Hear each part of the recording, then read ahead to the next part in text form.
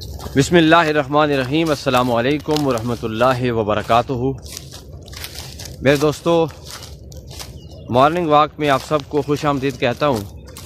اللہ تعالیٰ آپ سب کی صبح اچھی کرے۔ آج آنے والا دن آپ کے لیے بہت اچھا ہو، اس دن میں آپ کے لیے ترقیاں ہوں، آپ کو خوشیاں ملیں، اللہ پاک کی آپ پر ہزاروں رحمتیں نازل ہوں، آپ کے دل کی دعائیں قبول ہوں، اور آج کے دن اللہ آپ کو صحت مند دن گزارنے کی توفیق عطا فرمائے۔ ہماری آج کی جو موٹیویشنل سٹوری ہے بڑی انٹرسٹنگ بھی ہے، سبق آموز بھی ہے۔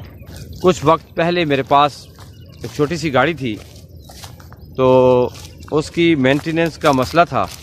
مجھے مکینک نے بتایا کہ اس گاڑی کا جو کاربوریٹر ہے وہ خراب ہے، وہ دوبارہ ریپیئر کرنے کی ضرورت ہے۔ شاید بٹر فلائی کا مسئلہ ہو یا بور کا مسئلہ ہو، یا اس کے جین شین سارے چینج کرنے پڑیں۔ تو میں نے اس سے پوچھا، یار یہاں حاجی کیمپ روڈ پر کوئی اچھا سا بندہ بتاؤ جو کاربوریٹر کا اچھا کام کرتا ہو۔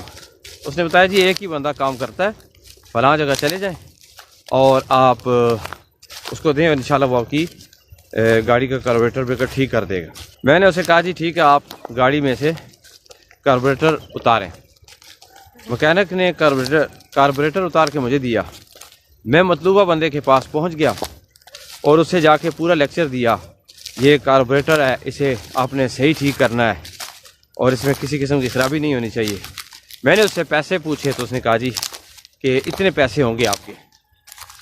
میں نے کہا، جی پیسے آپ کو دوں گا اور شرط یہ ہے کہ آپ نے کاربوریٹر بالکل ٹھیک کرنا ہے۔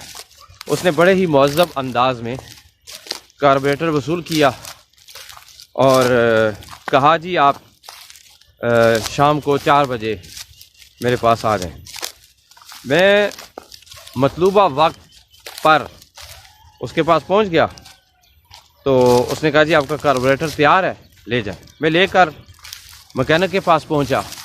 مکینک نے وہ کاربوریٹر گاڑی میں فٹ کیا۔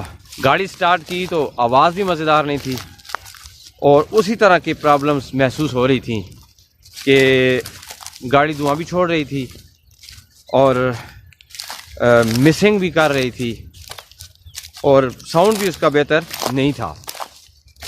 مجھے بڑا غصہ آیا۔ میں نے کہا، یار یہ کیا مسئلہ ہے، ابھی تک اتنے پیسے لگ گئے ہیں، میں نے اسے پیسے بھی دیے ہیں تو اس نے ابھی تک نہیں ٹھیک کیا۔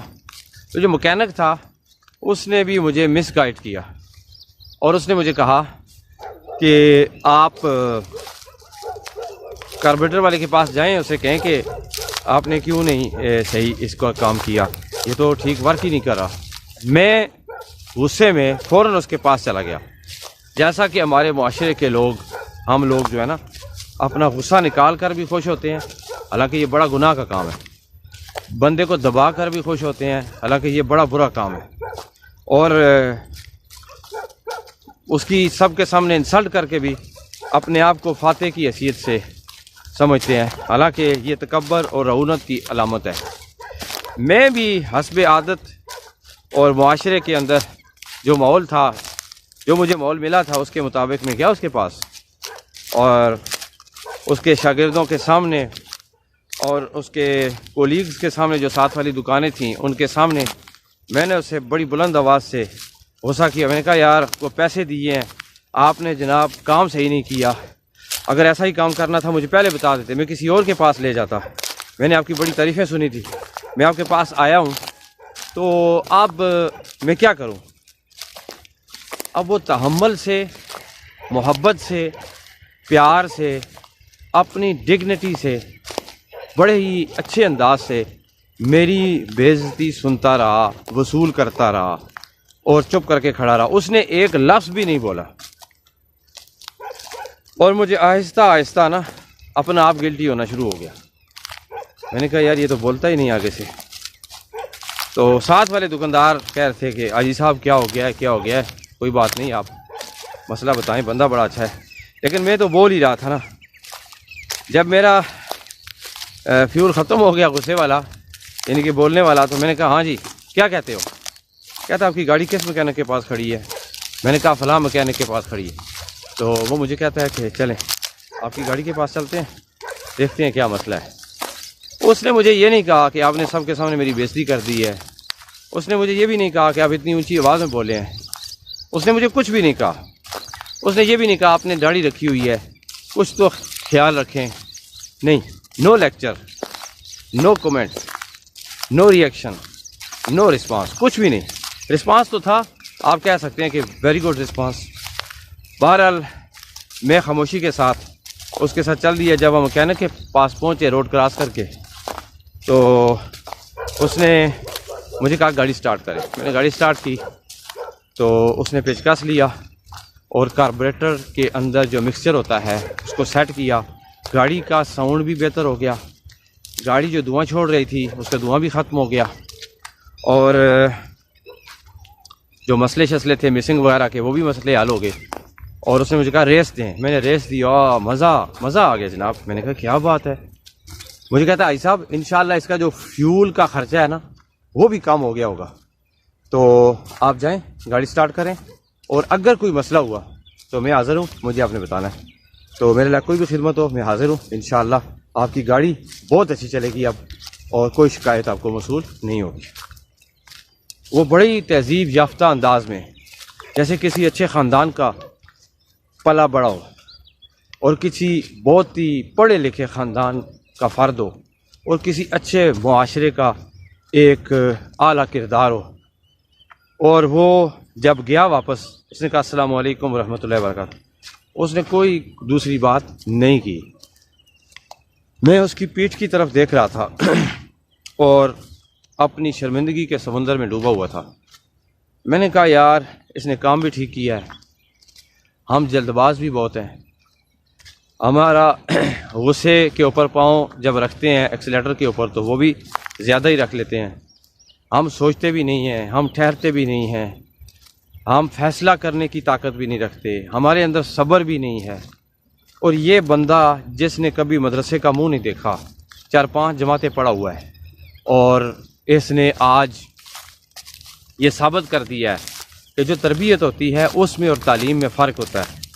تعلیم معلومات کا نام ہے، تربیت انسان کی جو ٹریننگ ہوتی ہے، گھر کے اندر وقت گزارنے کے دوران تربیت، اپنے دوستوں کے پاس بیٹھتے ہوئے جو اثر لیتا ہے وہ تربیت، اور مختلف لوگوں کی عادات دیکھ کر جو اپنے اندر وہ عادتیں ڈیولپ کرتا ہے وہ تربیت۔